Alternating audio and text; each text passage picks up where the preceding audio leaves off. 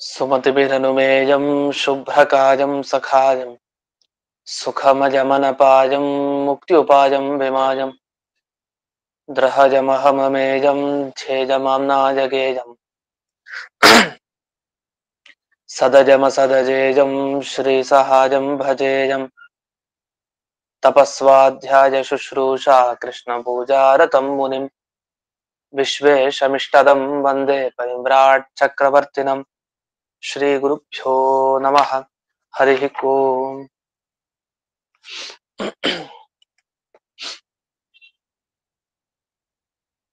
ಶ್ರಿಯಃ ಪತ್ಯೇ ನಿತ್ಯಾ ಗಣಿತ ಗುಣಮಾಣಿಕ್ಯ ವಿಶದ ಪ್ರಭಾ ಜಾಲೋಲ್ಲಾಸೋಪಹತ ಸಕಲಾವದ್ಯ ತಮಸೆ ಜಗಜ್ಜನ್ಮಸ್ಥೇಮ ಪ್ರಲಯ ರಚನಾ ಶೀಲ ವಪುಷೆ ನಮೋ ಶೇಷಾಂನಾಯ ಸ್ಮೃತಿ ಹೃದಯ ದೀಪ್ತಾಯ ಹರಜೆ ಯೇನ ಪ್ರಾದುರಭಾವಿ ಭೂಮಿ ವಲಜೆ ವ್ಯಸ್ತಾರಿ ಗೋಸಂತತಿ ಪ್ರಾಬೋಧಿ ಶ್ರುತಿ ಪಂಕಜಂ ಕರುಣಜಾ ಪ್ರಕಾಶಿತತ್ವಂ ಪರಂ ಧ್ವಾಂತಂ ಧ್ವಂಸಮನಾದಿ ಸಾಧುನಿಕರಶ್ಚಾಕಾರಿ ಸನ್ಮಾರ್ಗಗಃ ತೇನಂ ವ್ಯಾಸ ದಿವಾಕರೇಣ ಸತತಂ ಮಾತ್ಯಾಜಿ ಮೇ ಮಾನಸಂ ವ್ಯಾಪ್ತಿರ್ಯಸ್ಯ ನಿಜೇ ನಿಜೇ ನಮಃ ಸಾ ಪಕ್ಷೇ ಸಪಕ್ಷೇ ಸ್ಥಿತಿಃ ವ್ಯಾವೃತ್ತಿಶ್ಚ ವಿಪಕ್ಷತೋಥ ವಿಷಯೇ ಸಕ್ತಿರ್ನ ವೈ ಬಾಧಿತೆ ನೈವಾಸ್ತಿ ಪ್ರತಿಪಕ್ಷ ಯುಕ್ತಿರತುಲಂ ಶುದ್ಧಂ ಪ್ರಮಾಣಂ ಸಮೇ ಭೂಯಾತ್ ತತ್ವ ವಿನಿರ್ಣಯಾಯ ಭಗವಾನ್ ಆನಂದ ತೀರ್ಥೋ ಮುನಿಃ ಭವತಿ ಯದನುಭಾವಾತ್ಯಡ ಮೂಕೋಪಿ ವಾಗ್ಮಿ ಜಡಮತಿರಪಿ ಜಂತುರ್ಜಾಯತೆ ಪ್ರಾಜ್ಞಮೌದಿಃ ಸಕಲ ವಚನ ಚೇತೋ ದೇವತಾ ಭಾರತಿ ಸಾ ಮಮ ವಚಸಿ ನಿಧತ್ತಾಂ ಸನ್ನಿಧಿಂ ಮಾನಸೇ ಚ ರಮಾ ನಿವಾಸೋಚಿತವಾಸ ಭೂಮಿಃ ಸಂನ್ಯಾಯ ರತ್ನಾವಲಿ ಜನ್ಮ ಭೂಮಿಃ ವೈರಾಗ್ಯ ಭಾಗ್ಯೋ ಮಮ ಪದ್ಮನಾಭತೀರ್ಥಾಮೃತಾಬ್ಧಿರ್ಭವತಾತ್ ವಿಭೂತ್ಯೈ ಪದವಾಕ್ಯ ಪ್ರಮಾಣ ಜ್ಞಾನ್ ಪ್ರತಿವಾದಿ ಮದಚ್ಛಿದಃ ಶ್ರೀಮದಕ್ಷೋಭ್ಯ ತೀರ್ಥಾಖ್ಯಾನುಪತಿಷ್ಠೆ ಗುರೂನ್ ಮಮ ಶ್ರೀಮದಾನಂದ ತೀರ್ಥಾರ್ಯ ಸನ್ಮನಸ್ಸರಸೆ ಭುವಿ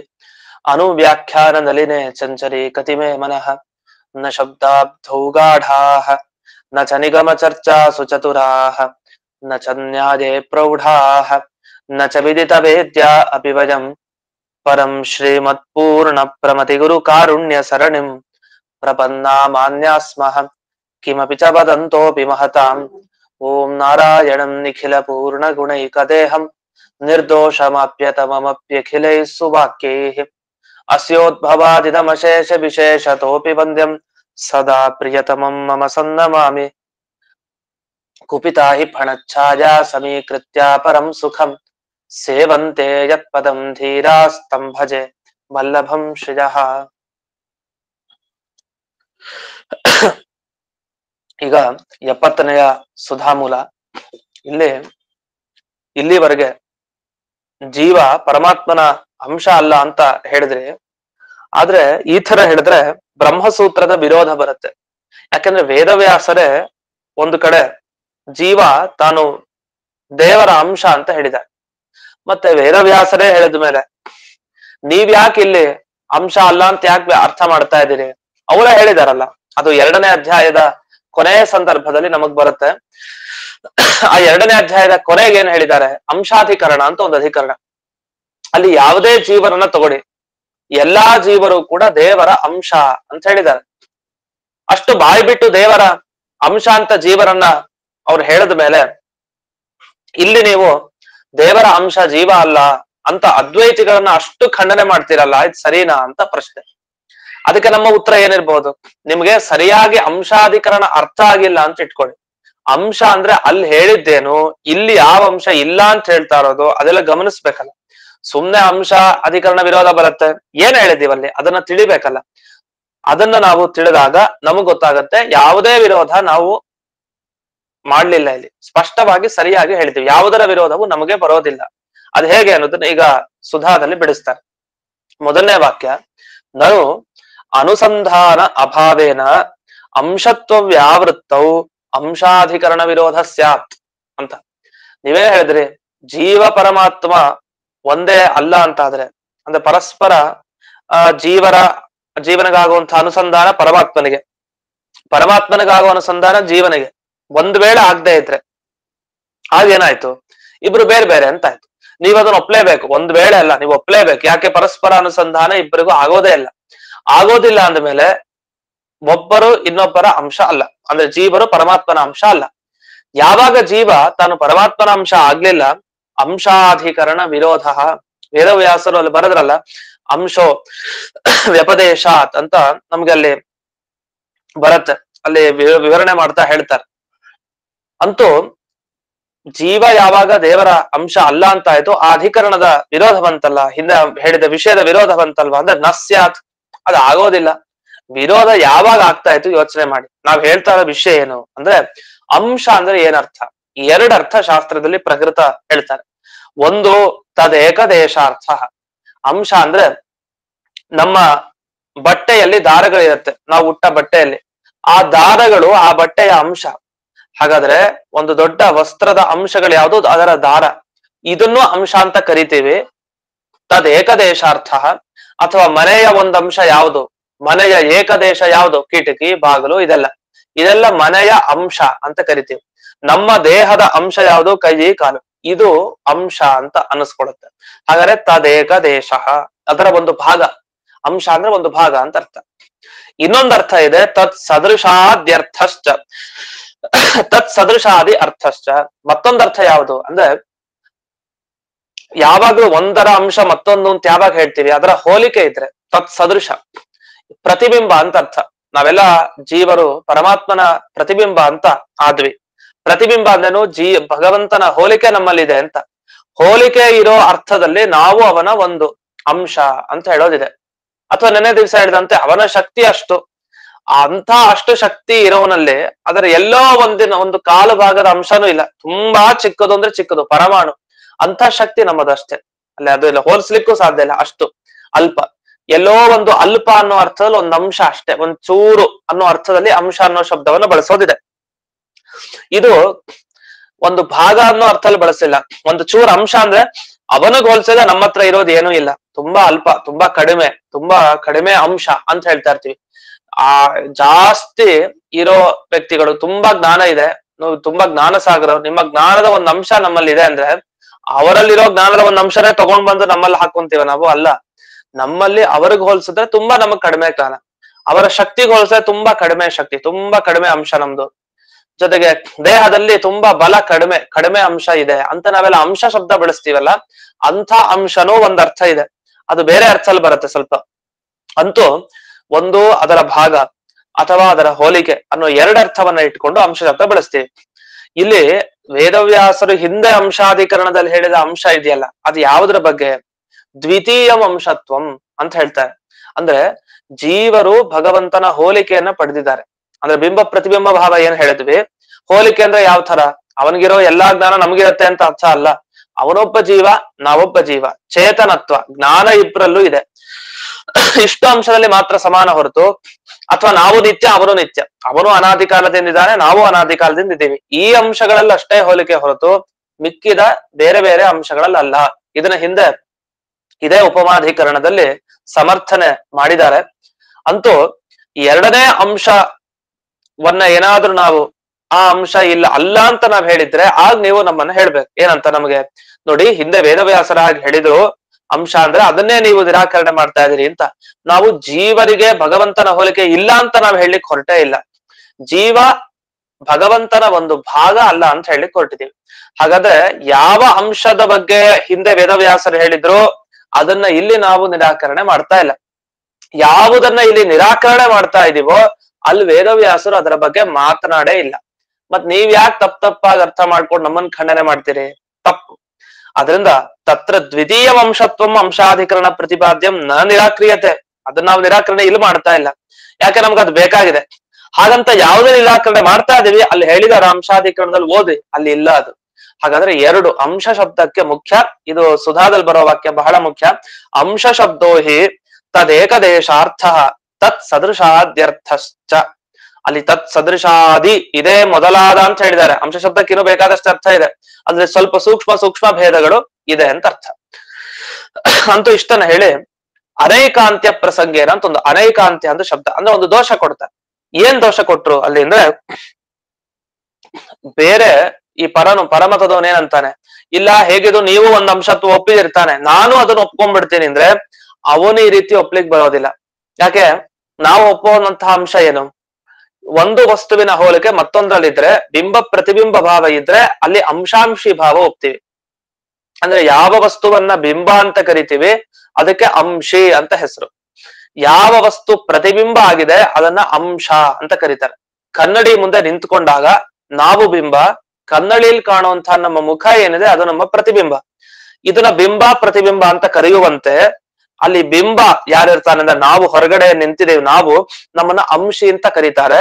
ನಮ್ಮ ಅಂಶ ಅಂದ್ರೆ ನಮ್ಮ ಹೋಲಿಕೆ ಆ ಮುಖದಲ್ಲಿದೆ, ಕನ್ನಡಿಯಲ್ಲಿ ಕಾಣುವಂತಹ ಮುಖದಲ್ಲಿ, ಆಗ ಅದು ಅಂಶ ಅಂತ ಕರಿತೀವಿ. ಈಗ ಅಂಶಾಂಶಿ ಭಾವ ಅಂದ್ರೆ ಹೋಲಿಕೆಯನ್ನ ಪಡೆದಿರೋದು ಅಂತ ಆ ಅರ್ಥದಲ್ಲಿ ಅಂಶಾಂಶಿ ಭಾವ ಶಬ್ದ ಇದೆ. ಇನ್ನೊಂದು ಅಂಶಾಂಶಿ ಭಾವ ನಮ್ಮ ದೇಹದ ಕೈ, ಕಾಲು ಇತ್ಯಾದಿಗಳ ಬಗ್ಗೆ ಇರುವಂತಹ ಅಂಶಾಂಶಿ ಭಾವ. ಅಂತೂ ನಾವು ಹೇಳೋ ಅಂಶಾಂಶಿ ಭಾವ ನೀವು ಒಪ್ಕೊಂಡ್ರೆ ಆಗೇನಾಯ್ತು? ನೀವೇನ್ ಹೇಳ್ತೀರಿ? ಯಾವುದು ಅಂಶಾಂಶಿ ಭಾವವನ್ನ ಪಡೆದಿದೆಯೋ ಅಂದ್ರೆ ಒಂದ್ ಅಂಶ ಮತ್ತೊಂದ್ ಅಂಶ ಅಂತ ಅಂತೀವೋ ಅಂತ ಕಡೆ ಐಕ್ಯವನ್ನ ಒಪ್ಪಿದ್ದೀರಿ. ಅಂದ್ರೆ ಎರಡೂ ವಸ್ತು ಅಲ್ಲಿ ಒಂದೇ ಆಗ್ಬೇಕು ಅಂತ ಒಪ್ತೀರಿ. ಆದ್ರೆ ಇದು ವಿರುದ್ಧ. ಯಾಕೆಂದ್ರೆ ನಮ್ಮ ಎರಡು ಕೈ ಇದೆ. ಅಲ್ಲಿ ಪರಿಮಳದಲ್ಲೇ ರಾಯರು ಬರೀತಾರೆ, ಎಷ್ಟು ಚೆನ್ನಾಗಿ ಬರೀತಾರೆ ನೋಡಿ. ಪರಿಮಳ ಟಿಪ್ಪಣಿಯಲ್ಲಿ 2ನೇ ಲೈನು, ಸವ್ಯೇತರ ಹಸ್ತಾದೌ ಸತ್ಯಪಿ ಅಸ್ಮಿನ್ ಅಭೇದ ಅಭಾವಾದಿತಿ ಭಾವ. ಸವ್ಯೇತರ ಹಸ್ತ ಅಂದೇನು? ಬಲಗೈ ಎಡಗೈ ಎಲ್ಲ ಇದೆ. ಈ ಬಲಗೈ ಎಡಗೈ, ನಮ್ಮ ಬಲಗೈ ನಮ್ಮ ಎಡಗೈ ನೋಡ್ಲಿಕ್ಕೆ ಒಂದೇ ತರ ಹೋಲಿಕೆ, ಇದು ಅಂಶಾಂಶಿ ಭಾವ ಇದೆ. ಯಾಕಂದ್ರೆ ಒಂದರ ಹೋಲಿಕೆ ಮತ್ತೊಂದ್ರಲ್ಲಿ ಇದೆಯಲ್ಲ, ಅಂಶಾಂಶಿ ಭಾವ ನಿಮ್ಮ ಪ್ರಕಾರ ಇದೆ ಅಂತ ಆಯ್ತು. ಯಾಕೆ? ಒಂದು ಹಸ್ತದ ಹೋಲಿಕೆ ಮತ್ತೊಂದರಲ್ಲಿ, ಮತ್ತೊಂದು ಕೈಯ ಹೋಲಿಕೆ ಇನ್ನೊಂದು ಕೈನಲ್ಲಿ, ಎರಡೂ ಅಂಶ ಎರಡೂ ಅಂಶಿ ಒಂದ್ ರೀತಿ. ಯಾಕೆ? ನೀವೇ ಹೇಳಿದ್ರಲ್ಲ ತತ್ ಸದೃಶ, ಯಾವುದರ ಹೋಲಿಕೆ ಯಾವ್ದ್ರಲ್ಲಿ ಇದೆಯೋ ಅದು ಅಂಶಾಂಶಿ ಭಾವ ಇರತ್ತೆ ಅಂತ. ಹಾಗಾದ್ರೆ ಯಾವಾಗ ಹೋಲಿಕೆ ಬಂತು ಎರಡು ಕೈಗಳಿಗೆ, ಇದನ್ನ ನೀವು ಒಂದೇ ಅಂತ ಒಪ್ತೀರಾ? ಯಾರು ಕೂಡ ನಮ್ ಎರಡು ಕೈ ಒಂದೇ ಕೈ ಅಂತ ಹೇಳಲ್ಲ, ಎರಡು ಅಂತ ಹೇಳ್ತಾ ಇದೀವಲ್ಲ. ಈ ಕೈಯೇ ಬೇರೆ ಬಲಗೈ, ಈ ಕೈ ಎಡಗೈಯೇ ಬೇರೆ. ಹಾಗ್ ಮಾಡೋದಿದ್ರೆ ಬಲಗೈಯಿಂದ ನಾವೇನೇನ್ ಮಾಡ್ತೀವಿ ಎಲ್ಲ ಎಡಗೈಯಿಂದ ಮಾಡ್ಲಿಕ್ಕೆ ಸಾಧ್ಯನಾ? ಎಡಗೈಯಿಂದ ಏನ್ ಮಾಡ್ತೀವಿ ಬಲಗೈಯಿಂದ ಮಾಡ್ಲಿಕ್ಕೆ ಸಾಧ್ಯ? ಮಾಡ್ಲಿಕ್ಕೆ ಸಾಧ್ಯ, ಅದ ನಿಷೇಧ ಅಂತೂ ಇದೆ. ಅಂತೂ ಇರ್ಲಿ, ಎರಡೂ ಕೈಗಳೇನಿದೆ ಅದು ಯಾವತ್ತೂ ಬೇರೆ ಬೇರೆ. ನಮ್ಮ ಕೈ ನಿಜ ಆದ್ರೆ ಬೇರೆ ಬೇರೆ, ಬಲಗೈ ಒಂದು ಎಡ ಅಂತ ಅದಕ್ಕೋಸ್ಕರ ಕರೆಯೋದು. ಆದ್ರೆ ಹೋಲಿಕೆ ಇದೆಯಲ್ಲ ಇದೆ. ಹೋಲಿಕೆ ಇದು ಕೂಡ ಎರಡು ವಸ್ತು ಒಂದಾಗ್ಬೇಕು ಅಂತ ಇಲ್ಲ. ಇಷ್ಟು ಬಂತು. ಹಾಗಾದ್ರೆ ಅದೇ ರೀತಿ ಪ್ರಕೃತವೂ ಕೂಡ ಜೀವರಿಗೆ ಪರಮಾತ್ಮನ ಹೋಲಿಕೆ ಇದೆ. ಪರಮಾತ್ಮನ ಹೋಲಿಕೆ ಜೀವನಿಗೆ ಇದ್ದು ಕೂಡಲೇ ಅವರಿಬ್ರು ಒಬ್ರೇ ಆಗ್ಬೇಕು ಅಂತ ಸಾಧ್ಯ ಇಲ್ಲವೇ ಇಲ್ಲ. ಯಾಕೆ? ಹೋಲಿಕೆ ಇದ್ದಲ್ಲಿ ಭೇದ ಇರುತ್ತೆ, ಇಬ್ರು ಕೂಡ ಬೇರೆ ಬೇರೆ ಆಗಿರ್ತಾರೆ ಹೊರತು ಒಬ್ರೇ ಆಗ್ಲಿಕ್ಕೆ ಸಾಧ್ಯ ಇಲ್ಲ ಅಂತ ಇಷ್ಟು ಇಲ್ಲಿ ಪರಿಮಳ ಟಿಪ್ಪಣಿಯಲ್ಲಿ ನಮ್ಗೆ ಕೊಟ್ಟಿದ್ದಾರೆ.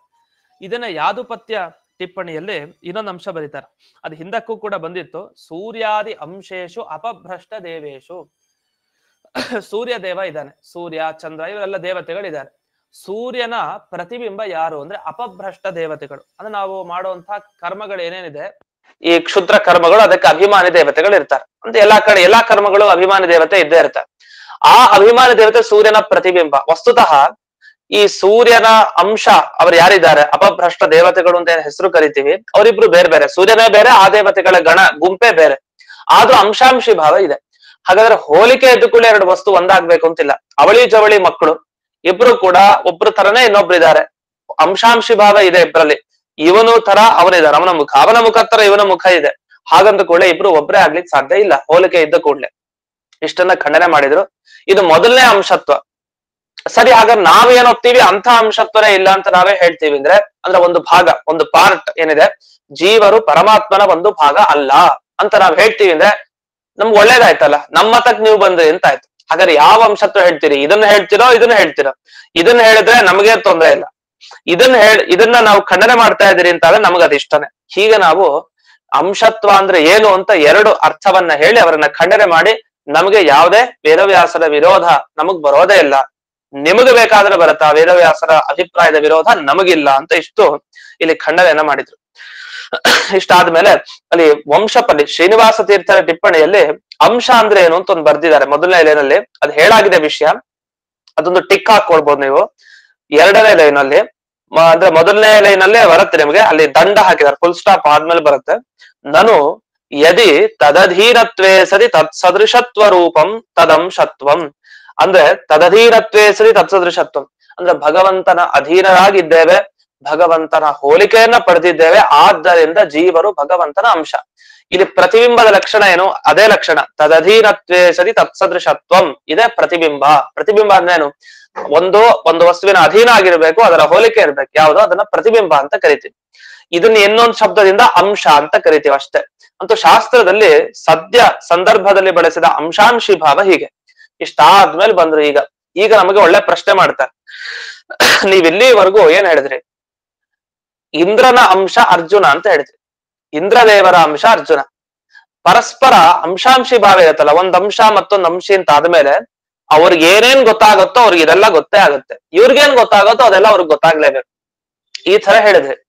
ಹೇಗೆ ಬೆಂಕಿ ನಮ್ಗೆ ಸ್ಪರ್ಶ ಆದ್ರೆ ಅದರ ಒಂದು ಕಿಡಿ ಸ್ಪರ್ಶ ಆದ್ರೂ ನಮ್ಗೆ ದೇಹಕ್ಕೆ ಏನಾಗುತ್ತೆ? ಸರಿಯಾಗೆ ತಾಕತ್ತೆ. ಕಿಡಿ ಸ್ಪರ್ಶ ಆದ್ರೂ ಕೂಡ ನಮ್ಗೆ ಅದರ ದಾಹ ನಮ್ಗಾಗತ್ತೆ, ಅದು ಸುಡತ್ತೆ. ಆ ಕಿಡಿ ನಮ್ಗೆ ತಾಕಿದ್ರು ಹಾಗೆ ಬೆಂಕಿಯನ್ನು ಮುಟ್ಟಿದಾಗ್ಲೂ ಅದು ಸುಡತ್ತೆ. ಹಾಗಾದ್ರೆ ಅಂಶದ ಪ್ರಭಾವ ಅಂಶೀಯ ಪ್ರಭಾವ ಎರಡು ಸಮಾನ, ಅದ್ರಲ್ಲಿ ವ್ಯತ್ಯಾಸ ಏನಿಲ್ಲ. ಈ ರೀತಿ ಇದ್ದಾಗ ಇಂದ್ರದೇವರಿಗೆ ಆಗೋದೆಲ್ಲ ಅರ್ಜುನನಿಗೆ ಗೊತ್ತಾಯ್ತಾ? ಅರ್ಜುನನಿಗೆ ಗೊತ್ತಾಗಿದೆಲ್ಲ ಇಂದ್ರದೇವರಿಗೆ ಗೊತ್ತಾಯ್ತಾ? ಅನುಸಂಧಾನ, ಸುಖ ದುಃಖ ಅನುಸಂಧಾನ ಇಬ್ರಿಗೂ ಇತ್ತ ಅಂತಂದ್ರೆ ನೋಡಿ, ಇಬ್ರು ಒಂದ್ ವೇಳೆ ಒಬ್ರೇ ಆಗಿದ್ರೆ ವಿರುದ್ಧ ಕೆಲಸ ಯಾಕೆ ಮಾಡ್ತಾರೆ ಅಂತ ಒಂದು ಪ್ರಶ್ನೆ ಎತ್ತುತ್ತಾರೆ. ಬಹಳ ದೊಡ್ಡ ಪ್ರಶ್ನೆ, ಇದಕ್ಕೆ ಉತ್ತರ ಕೊಡ್ಬೇಕಲ್ಲ. ಇಂದ್ರದೇವರಿಗೆ ಯಾವ್ದು ಇಷ್ಟ ಅಲ್ವೋ ಅದನ್ನ ಅರ್ಜುನ ಮಾಡ್ತಾನೆ, ಅರ್ಜುನನಿಗೆ ಯಾವ್ದು ಇಷ್ಟನೋ ಅದಕ್ಕೆ ವಿರುದ್ಧವಾಗಿ ಇಂದ್ರದೇವರು ಮಾಡ್ತಾರೆ. ಮತ್ತೆ ಇಂದ್ರದೇವರ ಅಂಶ ಅರ್ಜುನ ಅಂದ್ರೆ ಇದು ಹೇಗ್ ಸಾಧ್ಯ ಅಂತ ಒಂದು ಪ್ರಶ್ನೆ. ಅದನ್ನ ಜೈತೀರ್ಥರು ಬಿಡಿಸ್ತಾರೆ. ಮೊದಲು ಪ್ರಶ್ನೆ ಎತ್ತುಕೊಂಡು ಅದಕ್ಕೆ ಆಚಾರ್ಯರು ಅನುವ್ಯಾಖ್ಯಾನದ ಮುಖಾಂತರ ಏನ್ ಉತ್ತರ ಕೊಟ್ಟರು ಅನ್ನೋದಕ್ಕೆ ಬರ್ತಾರೆ. ನಾನು 71ನೇ ಸುಧಾಮೂಲ, ಇದರೆಲ್ಲ ಟಿಕ್ ಹಾಕೊಂಡಿರಿ, ಇದು ಬೇಕಾಗತ್ತೆ. ನಾನು ಇಂದ್ರಾದೀನ ಅನುಸಂಧಾನ ಸದ್ಭಾವೇ, ಇಂದ್ರದೇವರಿಗೆ ಅರ್ಜುನನಿಗಾಗುವಂತ ಅನುಸಂಧಾನ ನಿಜವಾಗ್ಲೂ ಆಗೋದಿದ್ರೆ ಕಥಂ ಇಂದ್ರ ಅನಭಿಮತಂ ಖಾಂಡವ ವನದಾಹಾದಿಕಂ ಅರ್ಜುನ ಕೃತವಾನ್ ಕಥಂಚ ಇಂದ್ರ ಅರ್ಜುನ ಅನಭಿಮತಂ ದಹನ ಶಮನಾದಿಕಂ ಅಂತ ಒಂದು ಪ್ರಶ್ನೆ ಎತ್ತಾರೆ. ಖಾಂಡವವನ ದಾಹ ಆಯ್ತು, ಇದು ಮಾಡಿದ್ಯಾರು? ಅರ್ಜುನ. ಅಲ್ಲಿ ತೊಂದರೆ ಮಾಡಿದ್ಯಾರು? ಇಂದ್ರ. ಮಳೆಯನ್ನ ಸುರಿಸಿದ್ರು ಇಂದ್ರದೇವರು. ಹಾಗಾದ್ರೆ ಅರ್ಜುನನಿಗೆ ಅಭಿಮತ ಯಾವುದು? ಖಾಂಡವವನ ದಾಹ, ಅದು ಸುಟ್ಟೋಗ್ಬೇಕು ಅಂತ ಇವನಿಗಿಷ್ಟ, ಯಾರಿಗೆ? ಅರ್ಜುನನಿಗೆ. ಆದ್ರೆ ಇಂದ್ರದೇವರು ಏನ್ ಮಾಡ್ತಾ ಇದ್ದಾರೆ? ಅದನ್ನ ತಡಿತಾ ಇದ್ದಾರೆ.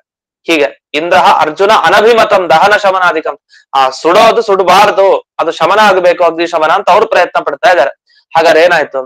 ಇಂದ್ರದೇವರ ಅಂಶನೇ ಅರ್ಜುನ ಅಂದ್ರೆ ಒಬ್ರೇ ಯಾರು ಹೀಗ್ ಮಾಡ್ತಾರ? ವಿರುದ್ಧ ಕೆಲಸ. ಅವನಿಗ ಬೇಡದೇ ಇರೋದು ಇವ್ನು ಮಾಡ್ತಾ ಇದ್ದಾನೆ, ಇವನಿಗ್ ಬೇಡದೇ ಇರೋದು ಅವ್ನು ಮಾಡ್ತಾ ಇದ್ದಾನೆ. ಹಾಗಾದ್ರೆ ಇದು ಹೇಗ್ ಸಾಧ್ಯ? ಇಂದ್ರಾದಿಗಳ ಅಂಶ ಅರ್ಜುನ ಅಂತ ಆದ್ರೆ ಈ ಅಂಶಾಂಶಿ ಭಾವ ಇದ್ದ ಕಡೆ ಒಬ್ರೇ ಅಂತ ಆದ್ಮೇಲೆ ಯಾಕೆ ಈ ರೀತಿ ವಿರುದ್ಧವಾಗಿ ವರ್ತಿಸ್ತಾರೆ ಅಂತ ಒಂದು ಪ್ರಶ್ನೆ.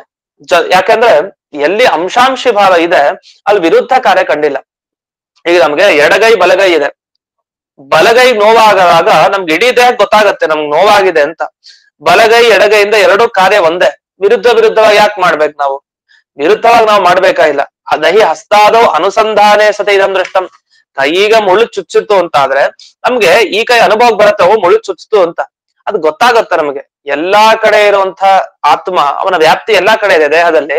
ಆದ್ರಿಂದ ಈ ದೇಹದ ಕೈಯ ಅಂಶ ಇದು, ಈ ಕೈಯ ಅಂಶ ಇದು ಅಂತ ಹೇಳ್ಬೋದು. ಯಾಕೆ? ಹೋಲಿಕೆ ಪರಸ್ಪರ ಇದೆಯಲ್ಲ.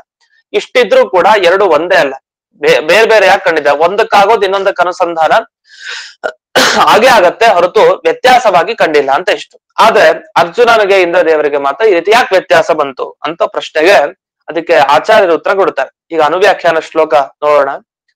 ಅಂಶಿನೋ ಶೇಷ ಸಂಧಾನಂ ಅತ್ಯಲ್ಪಸ್ಯಾಪಿ ವಿದ್ಯತೆ ಭುವಿ ಜಾತೇನ ಚಾಂಶೇನ ಸುಖ ದುಃಖಾದಿ ತದ್ಗತಂ ಅನುಭೂಯತೆ ವಿಶೇಷಸ್ತು ಕಶ್ಚಿದೀಶ ಕೃತೋ ಭವೇತ್. ನಿಜ, ನೀವು ಹೇಳಿದಾಗೆ ವ್ಯತ್ಯಾಸ ಇದೆ. ಯಾಕೆ ನಮ್ಗೆ ಕಣ್ಣಾರೆ ಅದು ಶಾಸ್ತ್ರದಲ್ಲಿ ಶ್ರುತ. ಖಾಂಡವನ ದಾಹ ಅದು ಅರ್ಜುನ ಬಯಸಿತ್ತು, ಇಂದ್ರದೇವರು ಅದರ ವಿರುದ್ಧವಾಗಿ ಬಯಸಿದ್ದು ಶಾಸ್ತ್ರ ಶ್ರುತ. ಅದನ್ನೇನು ಉಲ್ಟಾ ಪಲ್ಟಾ ಕಥೆನೇ ಸುಳ್ಳು ಅಂತ ಹೇಳಿಕ್ ಬರಲ್ಲ, ಅಥವಾ ಕಥೆಯಲ್ಲಿ ವ್ಯತ್ಯಾಸ ಅಂತ ಹೇಳಿಕ್ ಬರಲ್ಲ. ಅದು ನಿಜ, ನಡೆದ ಘಟನೆಯೂ ನಿಜ. ಆದ್ರೆ ಹೇಗ್ ಕೂಡ್ಸೋದು ಅಂದ್ರೆ ಅಂಶಾಂಶಿ ಭಾವ ಇದ್ದ ಕಡೆ ಒಂದು ಎಚ್ಚರ ಇರ್ಬೇಕು. ಅನುಸಂಧಾನ ಅಂದ್ರೆ ಹೇಗೆ? ನಮ್ಗೆ ಅರ್ಜುನನಿಗೆ ಇಂದ್ರದೇವರು ಅನುಭವಿಸಿದ ಯಾವ್ದೋ ಒಂದು ಅಂಶದ ಅನುಭವ ಬಂದ್ರೆ ಸಾಕು, ಯಾವಾಗ್ಲೂ ಬರ್ಬೇಕು ಅಂತ ಹೇಳಲೇ ಇಲ್ಲ ನಾವು ಇದುವರೆಗೂ. ಅದೊಂದು ಮಾತು ಮುಖ್ಯ. ಅಂಶಾಂಶಿ ಭಾವ ಇದ್ದ ಕಡೆ ಇಬ್ರು ಒಂದೇ ಆದ ಕೂಡಲೇ ಎಲ್ಲಾ ಅನುಸಂಧಾನ ಬರ್ಬೇಕು ಅಂತ ಯಾವಾಗ್ಲೂ ನಾವ್ ಹೇಳಿದ್ರೆ, ಯಾವಾಗ್ಲೂ ಅನುಸಂಧಾನ ಬರ್ಬೇಕಿಬ್ರಿಗೂ ಅಂತ ಅದು ದೋಷ. ನಾವೇ ಹಿಂದಿನ ಜನ್ಮದಲ್ಲಿ ಇದ್ವಿ, ಈ ಜನ್ಮದಲ್ಲಿ ಇದೀವಿ, ನಾವ್ ಹಿಂದಿನ ಜನ್ಮದಲ್ಲಿರೋರು ಬೇರೆ, ಈ ಜನ್ಮದಲ್ಲಿ ಇರೋನ್ ಬೇರೆ ಅಂತ ನಾವ್ ಹೇಳ್ತೀವ. ಹಾಗಂತ ಎಲ್ಲಾ ಅನುಸಂಧಾನ ಹೋದ್ ಜನ್ಮದಲ್ಲಿ ಆಗಿದ್ದು ಈ ಜನ್ಮದಲ್ಲಿ ಇದೆಯಾ? ಖಂಡಿತ ಇಲ್ಲ. ಆದ್ಮೇಲೆ ಇಬ್ರು ಒಬ್ರೇ ಹೌದೋ ಅಲ್ವೋ, ಬೇರೆ ಬೇರೆ, ಅದೇಗ್ ಸದ ಅನುಸಂಧಾನ ಇಲ್ಲ, ಯಾರು ಹೀಗೆ ಹೇಳೋದಿಲ್ಲ. ಹಾಗೆ ಇಂದ್ರದೇವರ ಅಂಶ ಅರ್ಜುನ ಆಗಿದ್ರು ಎಲ್ಲಾ ಅನುಭವ ಬರ್ಬೇಕು ಅಂತ ಖಂಡಿತ ಇಲ್ಲ. ಹಾಗಾದ್ರೆ ಯಾಕೆ ಈ ರೀತಿ ಆಗತ್ತೆ ಅಂತ ಒಂದು ಪ್ರಶ್ನೆ ಮಾಡ್ಬೋದು. ವಿರುದ್ಧ ಯಾಕೆ ಮಾಡ್ಬೇಕು? ವಿರುದ್ಧ ಮಾಡದೇ ಇದ್ರೆ ಸಾಕು. ಅದನ್ನ ಮಾಡ್ಬೇಕು ಅಂತ ಇರಬಾರ್ದು, ಅಂದ್ರೆ ವಿರುದ್ಧವಾಗಿ ನಾವು ಮಾಡ್ಲೇಬೇಕು ಅಂತ ಹೊರಡಬಾರ್ದು, ಸುಮ್ನೆ ಇದ್ರೆ ಸಾಕು. ಯಾವತ್ತು ವಿರುದ್ಧ ಕಾರ್ಯಾಚರಣೆ ಮಾಡಿದ್ರೆ ಅವ್ರಿಗಿಂತ ಅವ್ರು ಬೇರೆ ಅಂತಾನೆ ಅರ್ಥ ಅಲ್ವಾ? ಅಂದ್ರೆ ಅದಕ್ಕೊಂದು ಸಿದ್ಧಾಂತ ಬರೀತಾರೆ, ಇದು ಜಯತೀರ್ಥರ ಪಂಕ್ತಿ ಬಹಳ ಮುಖ್ಯ. ಅಂಶಿನಃ ಅಶೇಷ ಸಂಧಾನಂ ಅತಿ ಅಲ್ಪಸ್ಯಾಪಿ ವಿದ್ಯತೆ. ಅಂದ್ರೆ ಅಂಶಕ್ಕೆ ಏನೇನಾಗತ್ತೋ ಅದು ಅಂಶಿಗೆಲ್ಲ ಗೊತ್ತಾಗತ್ತೆ. ಅಂದ್ರೆ ಇಂದ್ರನಿಗೆ ಎಲ್ಲ ಗೊತ್ತು, ಅರ್ಜುನನಿಗೆ ಏನೇನಾಗತ್ತೋ, ಅರ್ಜುನ ಅಂಶನಾದ ಅರ್ಜುನ ತಾನು ಏನೇನು ಸುಖ ದುಃಖಗಳನ್ನ ಅನುಭವಿಸ್ತಾನೋ ಅದ್ ಎಲ್ಲಾ ಕೂಡ ಅತ್ಯಲ್ಪಸ್ಯಾಪಿ ಅಂಶಿನಃ. ಜೀವ ಅಂದ್ರೆ ತುಂಬಾ ಚಿಕ್ಕದು, ತುಂಬಾ ಅಣು ಜೀವ, ಅವನಿಗೆ ಗೊತ್ತಾಗೇ ಆಗತ್ತೆ. ಅಂದ್ರೆ ಅಂಶಿ ಅಲ್ಲಿ ಇಂದ್ರನಿಗೆ ಮಾತ್ರ ಗೊತ್ತೇ ಆಗತ್ತೆ. ಆದ್ರೆ ಕೆಲವು ಸಲ ವ್ಯತ್ಯಾಸ ಇದೆ. ಕಶ್ಚಿತ್ ವಿಶೇಷ ಅಂದ್ರೆ ಅಂಶಕ್ಕೆ ಏನ್ ಬೇಡವೋ ಅದನ್ನ ಮಾಡ್ತಾನೆ ಅಂಶಿ. ಯಾಕೆ ಮಾಡ್ತಾನೆ ಅಂತಂದ್ರೆ ಈಶ ಕೃತಃ ಭವೇತ್, ದೇವರ ಸಂಕಲ್ಪ, ದೇವರ ಹಾಗೆ ಮಾಡಿಸ್ತಾನ ಅವನ ಕೈಲಿ. ಈಶ ಕೃತಃ ಭವೇತ್, ಯಾಕೆ ಹಾಗೆ ಮಾಡಿಸ್ತಾನೆ ದೇವರು? ಅವನ ಅಂಶನೇ ಇವರೆಲ್ಲ ಯಾಕೆ ವಿರುದ್ಧ ಕೆಲಸ ಮಾಡಿಸ್ತಾನೆ ಅಂದ್ರೆ ಅದು ಕೆಲವು ಸಲ ಭೂಲೋಕದಲ್ಲಿ ಬಂದಾಗ ಅವ್ರಿಗೆ ಕೀರ್ತಿ ಕೊಡ್ಬೇಕಾಗಿರುತ್ತೆ, ಕೀರ್ತಿ. ಅದಕ್ಕೋಸ್ಕರ ಅಂಶಕ್ಕೆ ಕೀರ್ತಿ ಬರ್ಲಿ, ಅಂದ್ರೆ ಇಂದ್ರನ ಅಂಶನಾದ ಅರ್ಜುನನಿಗೆ ಒಂದು ಕೀರ್ತಿ ಬರ್ಲಿ ಅಂತ ಕೆಲವು ಸಲ ಭಗವಂತನೇ ಪ್ರೇರಣೆ ಮಾಡಿ ತಾನು ಅಂಶಿಯಿಂದ ಇಂಥ ಕೆಲಸ ಮಾಡಿಸ್ತಾನೆ. ಅವನು ನಿಲ್ಲಿಸ್ಲಿಕ್ಕೆ ಹೋಗೋದು, ಇವನ್ ಅದನ್ನ ತಡೆದು ಇವನ್ ಅದನ್ನ ತಾನೇನ್ ಅನ್ಕೊಂಡಿದಾನೋ ಅದನ್ನ ಕೆಲಸ ಮಾಡೋದು. ಇದು ಮಾಡಿದಾಗ ಅರ್ಜುನನಿಗೆ ದಿವ್ಯವಾದ ಕೀರ್ತಿ ಬಂತು. ಅದು ಇಂದ್ರನ ಅಂಶಕ್ಕೆ ಕೀರ್ತಿ ಬಂತಲ್ಲ, ಅದಕ್ಕೆ ತನ್ನಿಂದನೇ ತಾನು ಕೆಲಸ ಮಾಡಿಸಿ, ಅಂದ್ರೆ ತಾನೇ ಮಾಡಿಸಿ ವಿರುದ್ಧವಾಗಿ ತಾನೇ ಅದನ್ನು ಸರಿ ಮಾಡಿಸೋ ರೀತಿ. ನಮಗೂ ಈ ತರ ಜೀವನದಲ್ಲಿ ಘಟನೆ ಆಗಿರುತ್ತೆ, ನಾವೇ ನಮ್ ವಿರುದ್ಧವಾಗಿ ಮಾಡಿ ಕೊನೆಗೆ ಅದನ್ನೇ ನಾವು ಸರಿಪಡಿಸ್ಕೊಂಡಿರ್ತೀವಿ. ಹೀಗೆಲ್ಲ ಆಗತ್ತೆ, ಎಲ್ಲ ಭಗವತ್ ಸಂಕಲ್ಪ. ನಮ್ಮ ಜೀವನದಲ್ಲಿ ನಮ್ಗೆ ಅನುಭವಕ್ಕಿರುತ್ತೆ. ಅಂಶಿನಃ ಅಶೇಷ ಸಂಧಾನ ಅಂದ್ರೆ ಅನುಸಂಧಾನ ಅಂತ ಅರ್ಥ. ಎಲ್ಲ ಅನುಸಂಧಾನ ಅಂಶಿಗೆ, ಅಂಶದಕ್ಕೆ ಏನೇನಾಗುತ್ತೋ ಅನುಸಂಧಾನ ಇರುತ್ತೆ. ಆದ್ರೆ ತಥಾಪಿ ಕಶ್ಚಿದ್ ವಿಶೇಷ ಅಂದ್ರೆ ಅಂಶ ಅನಭಿಮತ ಕರಣಾದಿ, ಅಂಶಕ್ಕೆ ಏನ್ ಬೇಡವೋ ಅದನ್ನು ಮಾಡೋದು ಯಾಕೆ? ಈಶ ಕೃತಃ ಭವೇದ್, ಅದು ಭಗವಂತ ಮಾಡಿಸಿದ್ದು ಅಂತ ಅರ್ಥ. ಅಂದ್ರೆ ಅಭಿಪ್ರಾಯ ಅಂಶ ಕೀರ್ತ್ಯಾದ್ಯರ್ಥಂ ಈಶ್ವರ ಪ್ರೇರಿತೇನ ಅಂಶಿನ ಕ್ರಿಯತೆ ಇತ್ಯರ್ಥ. ಈಶ್ವರ ಪ್ರೇರಣೆ ಮಾಡ್ತಾನೆ ಹಾಗೆ, ಅದನ್ನ ಅಂಶಿ ಅಂದ್ರೆ ಇಂದ್ರ ತನ್ನ ಹಾಗೆ ಮಾಡ್ತಾನೆ. ಅವನಿಗೇನ್ ಬೇಡವೋ ಅದಕ್ಕೆ ವಿರುದ್ಧವಾಗಿ ಮಾಡ್ತಾನೆ. ಅಂತ ನಮಗೇನ್ ಬೇಡವೋ ಅದನ್ನ ನಾವು ಕೂಡ ಮಾಡ್ತಾ ಇರ್ತೀವಿ, ಕೊನೆಗೆ ನಮ್ಮಿಂದಲೇ ಸರಿ ಮಾಡಿಸ್ತಾನೆ. ಅಂತೂ ಈ ರೀತಿ ಎಲ್ಲ ನಡೆಯೋದು ಅದು ಭಗವತ್ ಸಂಕಲ್ಪ ಅಂತ ಇಷ್ಟ ಹೇಳಿದ್ರು. ಇಲ್ಲಿ ಅತ್ಯಲ್ಪ ಸ್ಯಾಪಿ ಅಂಶಿನ ಅಂತ ಅವನು ಅಲ್ಪನಾದ್ರೂ ಕೂಡ ಅಂಶಿ ಅಂತ ಹೇಳಿದ. ಜೀವ ಚಿಕ್ಕ ಪರಮಾಣು ರೀತಿಯಲ್ಲಿ ಇದ್ದಾನೆ ಅಂತ ನಮಗ್ ಗೊತ್ತೇ ಇರೋ ವಿಷಯ. ಈ ವಿಷಯ ಯಾಕೆ ಹೇಳಿದ್ರು ಇಲ್ಲಿ? ಏನ್ ಹೇಳ್ಬೇಕಾಗಿತ್ತು, ಯಾಕೆ ಹೇಳ್ಬೇಕಾಗಿತ್ತು ಇಲ್ಲಿ ಅಂದ್ರೆ ಅದಕ್ಕೆ ಇಲ್ಲಿ ಹೇಳ್ತಾರೆ, ಅದೇನಿಲ್ಲ ನೆನಪಿಸ್ಕೊಡ್ಲಿಕ್ಕಷ್ಟೇ. ಪರಿಮಳ ಟಿಪ್ಪಣಿಯಲ್ಲಿ ಬರೀತಾರೆ, ಉತ್ಕ್ರಾಂತಿ ನಯ ನ್ಯಾಯೇನ ಅತ್ಯಂತ ಅಣೋಹೋ ಇತ್ಯರ್ಥ. ತುಂಬಾ ಚಿಕ್ಕ ಅಣು ರೂಪದಲ್ಲಿ ಆ ಜೀವ ಇರ್ತಾನೆ ಅಂತ, ಅವನ ಬಗ್ಗೆ ಜೀವ ಸ್ವರೂಪ ಹೇಗಿದೆ ಅಂತ ತಿಳಿಸ್ಲಿಕ್ಕೆ. ಅಂದ್ರೆ ಅಷ್ಟು ಚಿಕ್ಕವನಾಗಿದ್ದು ಅನುಭವ ಎಲ್ಲವೂ ಕೂಡ ಇರುತ್ತೆ ಅವನಿಗೆ ಅಂತ ಅಷ್ಟನ್ನೇ ತಿಳಿಸ್ಲಿಕ್ಕೆ ಹೊರತು ವಿಶೇಷವಾದ ಅದಕ್ಕೆ ಕೃತ್ಯ ಚಿಂತನೆ, ಅದನ್ನೇನೋ ಒಂದು ಹೊಸ ಪ್ರಯೋಜನ ಅಂತೇನು ಯೋಚಿಸಬೇಡಿ, ಜೀವರ ಸ್ವರೂಪ ಹೇಗೆ ಅಂತ ತಿಳಿಸ್ಲಿಕ್ಕೆ ಅಷ್ಟೇ ಅಲ್ಲಿ ಹೇಳಿತ್ತು. ಇಷ್ಟು ಹೇಳಿ ಮುಂದಕ್ಕೆ ಇನ್ನು ಒಳ್ಳೆ ವಿಷಯಗಳನ್ನು ಮುಂದಕ್ಕೆ ತಿಳಿಸ್ತಾರೆ. ಈ ಅಂಶಾಂಶಿ ಭಾವದ ಬಗ್ಗೆ ಇಂದ್ರದೇವರು ಮತ್ತೆ ಅರ್ಜುನ, ಯಾಕೆ ಅರ್ಜುನ ಅನಭಿಮತವಾದ ಇಂದ್ರದೇವರು ಮಾಡಿದ್ರು, ಅದಕ್ಕೆ ಕಾರಣ ಏನು? ಅರ್ಜುನನಾದ್ರೂ ಕೂಡ ಯಾಕೆ ಹಾಗಾದ್ರೆ ಇಂದ್ರದೇವರಿಗೆ ವಿರುದ್ಧವಾಗಿ ಮಾಡಿದ?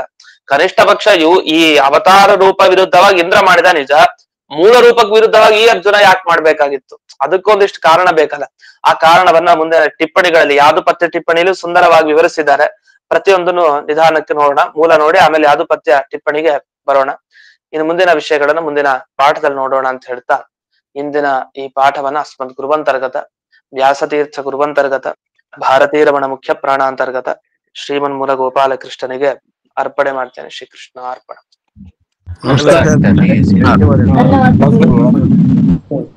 ನಮಸ್ಕಾರ ಮಾಡ್ತೀನಿ ಆಚಾರ್ಯ. ನಮಸ್ಕಾರ ಸ್ವಾಮಿ ಆಚಾರ್ಯ. ನಮಸ್ಕಾರ ಆಚಾರ್ಯ. ನಮಸ್ಕಾರ ಆಚಾರ್ಯರೇ.